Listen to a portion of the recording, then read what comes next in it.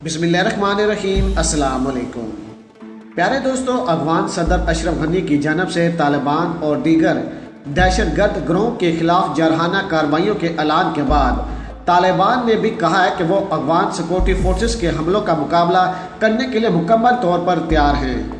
मुसल्लह दहशतगर्द गिरोह के हमले में खवातीन और बच्चों की मौत के बाद अफगान सदर अशरफ गनी ने अपनी फ़ौज को दहशतगर्द गिरोह के खिलाफ जरहाना अंदाज में कार्रवाई का हुक्म दे दिया था। दूसरी तरफ हम आपको बहुत ही अहम खबर से आगाह करते चले कि PTM सरबराह मंजूर पश्तीन में भी कोरोना वायरस की तस्दीक हो गई है। कुछ रोज़ कबल इनके साथी और रुकन कौमी असम्बली अली वजीर का टेस्ट भी मुस्बत आया था और आज PTM सरबराह मंजूर पश्तीन का भी कोरोना वायरस मुस्बत आ गया है।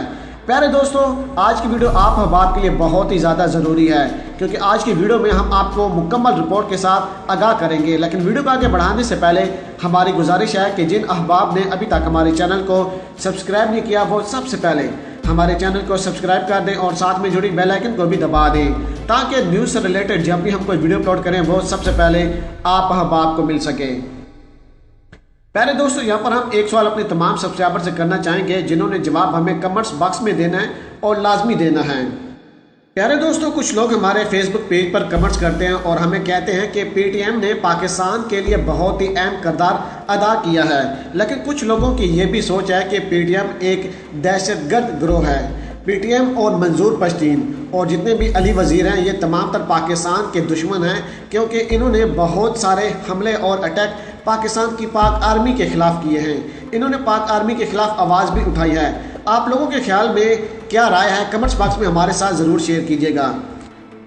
सबसे पहले तो हम आपको बताते चलें कि फ्रांसी खबर रसा एजेंसी AFP के मुताबिक अशरफ गनी ने मंगल को टीवी पर सदारती खिताब में कहा है कि मैं अपनी सिक्योरिटी फोर्सेस को हुक्म देता हूं कि वो दफाई अंदाज के बजाय अब हमारे दुश्मनों के खिलाफ जरहाना अंदाज में कार्रवाई शुरू कर दें।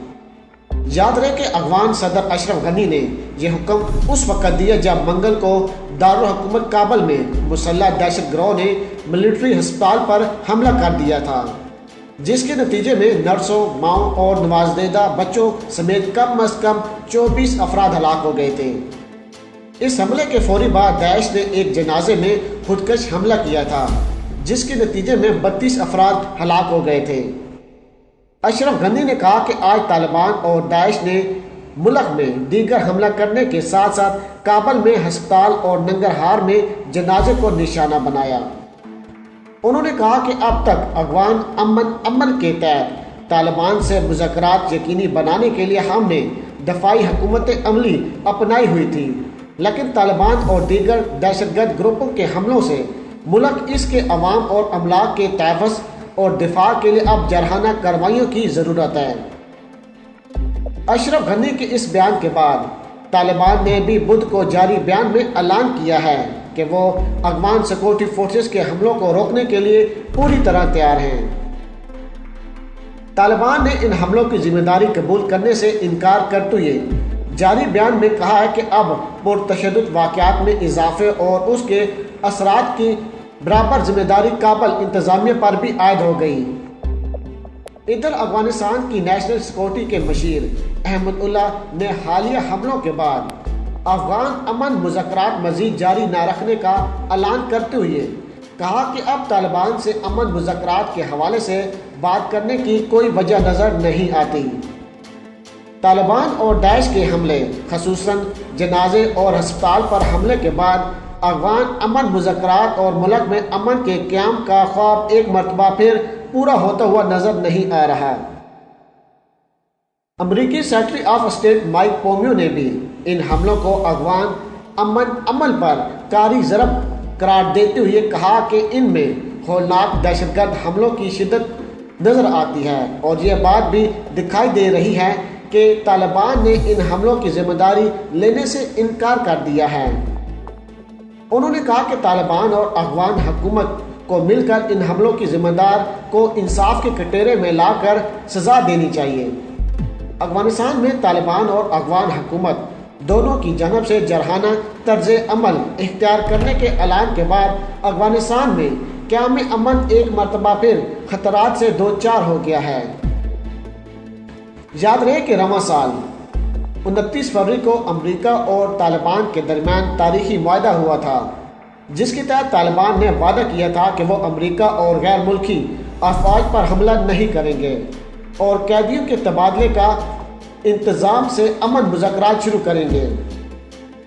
इसके बदले अमेरिका और गैर मुल्की अफवाज ने 14 माह में अफगान सरजमीन छोड़ने का वादा किया था।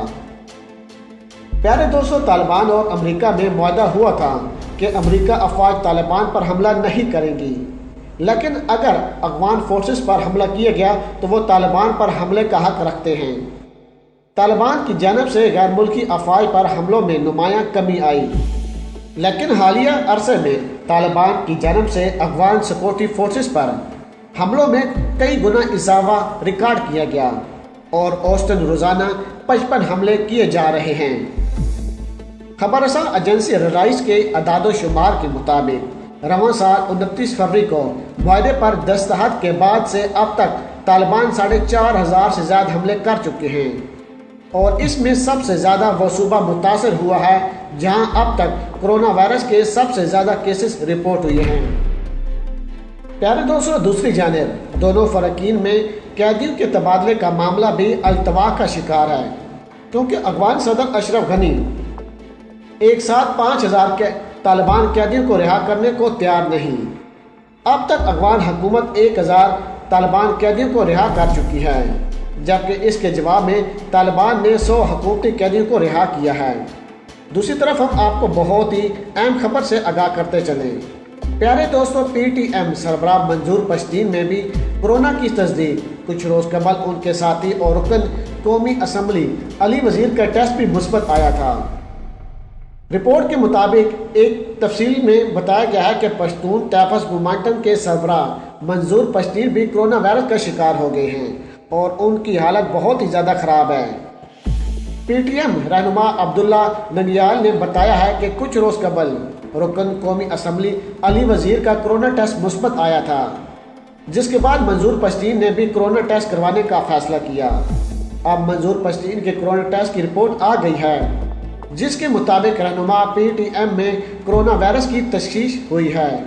कोरोना टेस्ट मुस्बत आने के बाद मंजूर पश्तीन ने तमाम तर एहतियाती तकबीर अपनाते हुए खुद को करनतीना कर लिया है।